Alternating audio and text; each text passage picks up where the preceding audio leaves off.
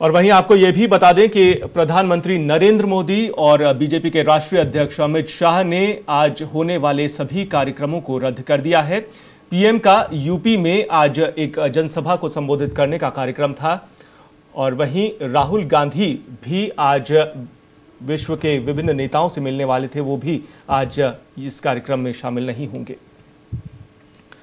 और चर्चा एक बार फिर से जारी रखते हैं। एसबी सिंह साहब, आपसे जानना चाहेंगे, परिवार शोक में डूबे हैं, किसी के 4 साल का बेटा है, किसी के 3 महीने की मासूम बेटी है और उन्हें इस तरह की जब परिवार को खबर मिलती है कि उनके अब पिता नहीं रहे हैं, वाकई काफ़ी दिल दहला देने वाला ये मंजर होता है। हर फोर्स उसको अहमियत, ये एक सैनिक परिवार के ऊपर जब उसका एक आय का स्रोत खत्म हो जाता है तो उन लोगों की जो हालत है वो एक बहुत असहनीय है, वो बर्दाश्त नहीं कर पाते इस बात को। आदमी ने उनके परिवार का, एक देश की रक्षा के लिए आदमी उन्हें भेजा है, वो देश की रक्षा अपना कर रहा है, अपना ड्यूटी कर रहा है और उसके बाद में उसका प्रीमेच्योर डेथ, इस तरह के नापाक हमले में अगर वो मारा जाता है तो उसके ऊपर बहुत ही बुरी बीतती है। उसको बर्दाश्त करना बहुत ही मुश्किल है, उस बेवा के लिए मुश्किल है, उसके बच्चों के लिए मुश्किल है। वो बेचारे कैसे, उनका कैसे जीवन ऊपर होगा, कैसे वो ऊपर उठेंगे।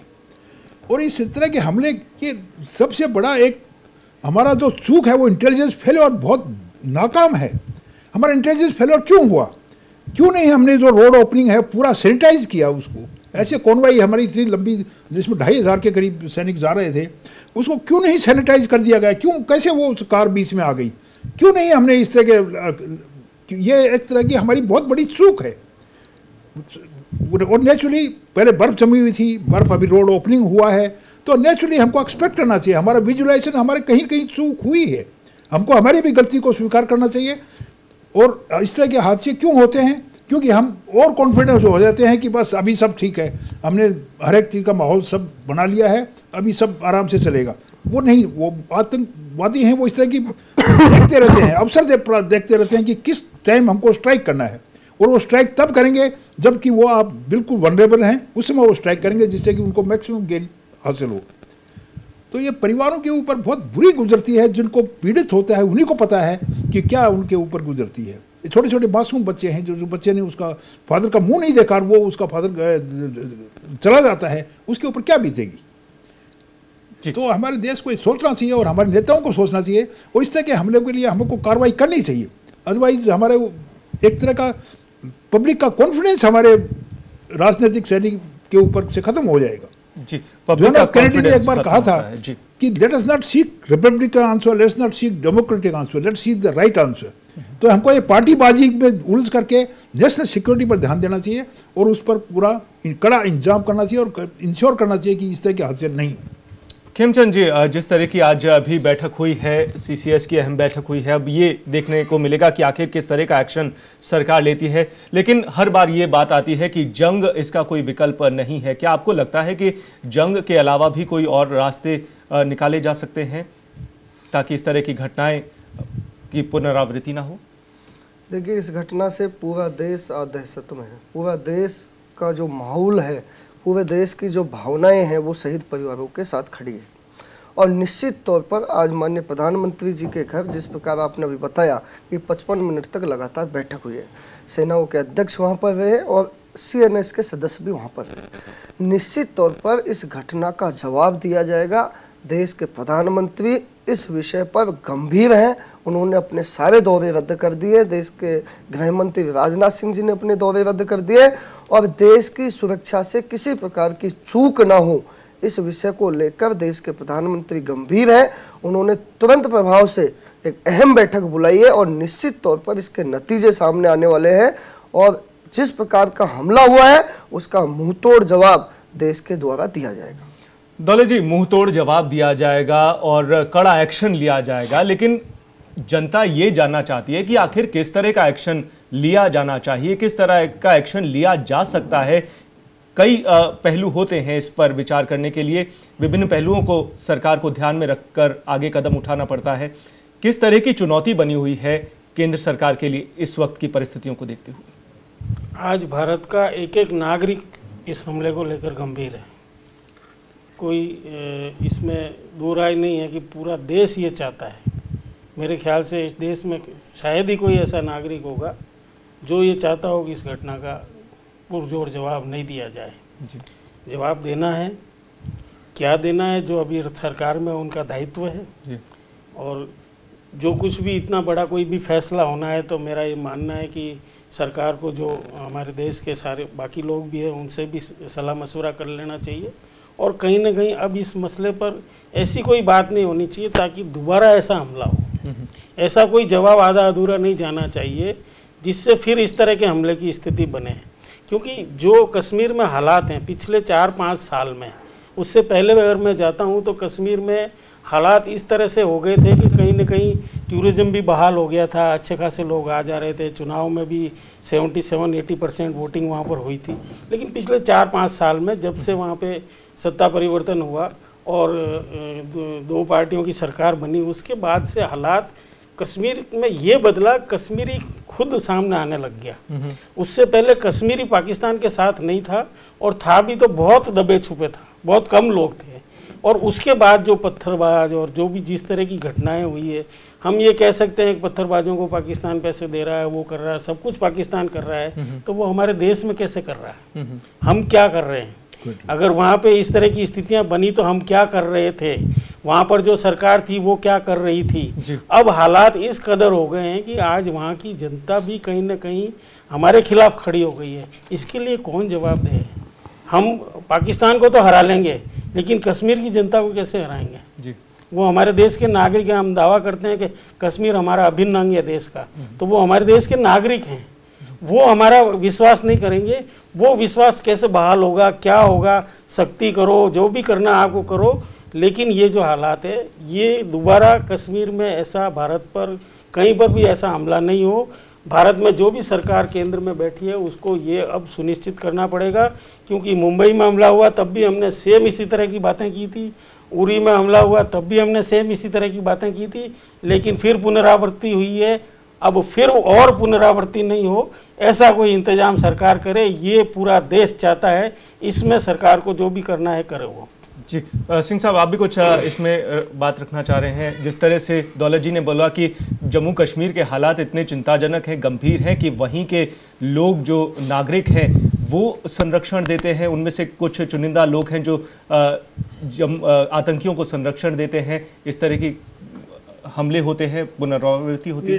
सब बिल्कुल सही बात है कि कश्मीर के खुद के लोग हैं और वो क्यों पनपे हैं, जैसे साहब ने कहा, क्योंकि हमारा जो हमने पिछले 4 साल में, आप राजनीतिक घटनाक्रम को देखिएगा, हमने अलगाववादियों का साथ दिया और उनकी गवर्नमेंट बनवा दी। तो हमको उसका रिजल्ट देखना चाहिए था, और वो रिजल्ट जो पहले हर एक आदमी, समझदार आदमी ने सोच लिया था कि ये जो समझौता होकर के सरकार बन रही है ये बिल्कुल घातक सिद्ध होगी, और वही अल्टीमेटली हुआ। हम आज सबसे पहले तो कोई डाउट नहीं है कि पाकिस्तान सह दे रहा है। उसके लिए एक छोटा सा देश है, उसको क्या हम इकोनॉमिक सैंक्शन लगा सकते हैं। इंडस वाटर ट्रीटी है जो, उसमें हम पानी उसका रोक सकते हैं। पाकिस्तान को 2 मिनट में, हमारे में इच्छा शक्ति हो तो 2 मिनट में ठीक किया जा सकता है, लेकिन हमारे में इच्छा शक्ति है नहीं, हम एक्ट नहीं करना चाहते। तो पहली बात तो पाकिस्तान से जो समर्थन मिल रहा है उसको बंद करना पड़ेगा, पाकिस्तान से समर्थन बंद करना पड़ेगा। दूसरा, ये जो पत्थरबाज पैदा हो रहे हैं, ये हो रहे हैं, इनके खिलाफ ये जो मानव अधिकार आयोग, फलाना आयोग, ये जो इस तरह की जो कार्रवाई है, मानव अधिकार, क्या हमारे सैनिकों के मानव अधिकार नहीं है? क्या और बच्चे जो मारे गए हैं, छोटे छोटे बच्चे हैं, उनके मानव अधिकार नहीं है? तो ये जो गतिविधियाँ जो लोकल जो कर रहे हैं उनको कंट्रोल बाद में आराम से हम कर लेंगे, लेकिन सबसे पहले तो हमको पाकिस्तान का जो सपोर्ट है उसको हमको ख़त्म करना पड़ेगा। और उसके बाद में जो इंटरनल, जहाँ तक हमारे इंटरनल जो गोल्स बने हुए हैं उनको हमको टारगेट करना पड़ेगा और उन पर रेमेडियल एक्शन लेने पड़ेंगे, तभी हम इस जुड़ सकते हैं जी, और तभी हमारे में हम शांति कायम दोबारा कर सकते हैं J&K में। जी खेमचंद जी, एक स्टेटमेंट पाकिस्तान की तरफ से भी आया है इस हमले के ठीक बाद में। पाकिस्तान का ये कहना है कि सरकार का इसमें कोई लेना देना नहीं है। उन्होंने निंदा भी की है इस पूरे घटनाक्रम की। किस तरह से पाकिस्तान का अब हर बार जो ये रिएक्शन आता है कि हम दहशतगर्दी को नहीं सपोर्ट कर रहे हैं, दहशतगर्दी की निंदा ज़रूर कर रहे हैं, एक बार फिर से इसी तरह का स्टेटमेंट आया है। देखिए, पाकिस्तान ने क्या स्टेटमेंट दिया है, ये विचार कोई बहुत ज़्यादा मायना नहीं रखता है। मायना ये रखता है कि हमें हमारे देश के जो शहीद हुए हैं उन शहीदों के सम्मान को देश की जनता की में बना रहे और देश की जनता में आतंक का भय समाप्त हो, इसके लिए देश की सरकार काम करेगी। और उसी को मद्देनजर रखते हुए देश के प्रधानमंत्री जी ने एक आपातकालीन बैठक अभी समाप्त जो उनके घर पर हुई है वो बुलाई है। निश्चित तौर पर देश के प्रधानमंत्री और देश के अन्य राजनीतिक दल सबको साथ मिलकर इस हमले का जवाब देना चाहिए। इसमें किसी भी राजनीतिक दल को कोई राजनीति नहीं करनी चाहिए। ये देश की सुरक्षा का विषय, राजनीति का विषय नहीं है। इसलिए देश के प्रधानमंत्री जी ने जो आपातकालीन बैठक बुलाई है, उस बैठक में जो निर्णय लिया गया है, निश्चित तौर पर देश की जनता की भावनाओं को ध्यान में रखते हुए, हमारे सैनिकों की भावनाओं को ध्यान में रखते हुए लिया गया होगा। और निश्चित तौर पर पाकिस्तान को, आतंकी संगठनों को इसका जवाब दिया जाएगा। देश की जनता देश के प्रधानमंत्री के साथ है, वो जो भी कठोर से कठोर निर्णय लेंगे निश्चित तौर पर वो सराहनीय होगा। जी दौलत जी, हर बार सबूत भी आ जाते हैं, सब कुछ पुख्ता हो जाता है कि ये जो इन्फिल्ट्रेशन हो रही है इंडिया में वो पाकिस्तान के तरफ से हो रही है, लेकिन उसके बावजूद भी पाकिस्तान सरकार ये मानने को तय नहीं है, राजी नहीं हो रही है कि आतंकवादियों को संरक्षण वो प्रदान कर रही है। क्या एक बार फिर से ये जो स्टेटमेंट आया उसको किस तरह से लें? नहीं, ये स्टेटमेंट उनकी तरफ से स्वाभाविक था, क्योंकि इंटरनेशनल दबाव तो है ही है। इनको यही कहना था कि हमारा इस हमले से कोई संबंध नहीं है। और सवाल ये है कि उनके यहाँ जो आतंकी पल रहे हैं, अब ये जैसे मोहम्मद जो है, ये कोई दबा छुपा संगठन तो है नहीं। इसके अजहर मसूद जो भारत में कैद थे वो हमने छोड़े थे, अब वो आज इसको संचालित कर रहे हैं। सारे जो भी हो रहा है, चीन उसको सपोर्ट कर रहा है। चीन UN में इसको आतंकवादी लिस्ट में शामिल नहीं होने दे रहा है अजहर मसूद को। हमारे प्रधानमंत्री जी ने बहुत प्रयास किए, चीन के साथ गए भी हैं, चीन भी गए। चीन के यहाँ जिनपिंग आए थे, उनको अहमदाबाद में झूले पे बिठा के झुलाया भी है। सब कुछ किया हमने तो, लेकिन सवाल ये है कि आज अभी तक चीन ने मुंह नहीं खोला है कि ये जो हमला हुआ है ये निंदनीय है। वो बिल्कुल चुप्पी साधे हुए है। कहीं न कहीं पर्दे के पीछे उसका भी कोई रोल है इस तरह की चीज़ों के अंदर। और पाकिस्तान की तो बिसात ही क्या है, पाकिस्तान मसला नहीं है, अब भारत के लिए मसला बनता जा रहा है चीन। उसको हमको कहीं ना कहीं देखना पड़ेगा, चीज़ों को हम हल्के अंदाज में नहीं ले सकते। ये पूरी एक मेरे को लगता है कॉन्स्पिरेसी है, जिसमें चीन जो है पाकिस्तान के माध्यम से अब भारत पे दबाव बनाने पर लगा हुआ है, अमेरिका पे दबाव बनाने पर लगा हुआ है। ये बहुत, अब कहना मेरा सिर्फ इतना है कि इसका जो भी समाधान है वो भारत को करना है और किसी को नहीं करना है। भारत सरकार, हमने ऐसा नहीं है कि युद्ध नहीं किए, पहले भी युद्ध किए और पाकिस्तान को बहुत बुरी तरह से हराया है। अब ठीक है, वो परमाणु डिटरेंट वाला मामला चल रहा है, परमाणु बम दोनों, ठीक है, परमाणु बम भी हो जाएगा अगर होना है तो, लेकिन ये रोज रोज की चिक तो खत्म होगी। कहीं ना कहीं तो कुछ हमको ऐसा कुछ करना पड़ेगा। इस तरह से दबाव में, इंटरनेशनल दबाव हमारे ऊपर भी तो आ रहा है कहीं ना कहीं कि हम पाकिस्तान से संबंध सुधारें। क्यों सुधारें जब इंटरनेशनल कम्युनिटी देख नहीं रही है पाकिस्तान कर क्या रहा है? और ये कोई दबा छुपा मामला, वो कह देगा हम नहीं है लिप्त और हम मान लें, ऐसा संभव है?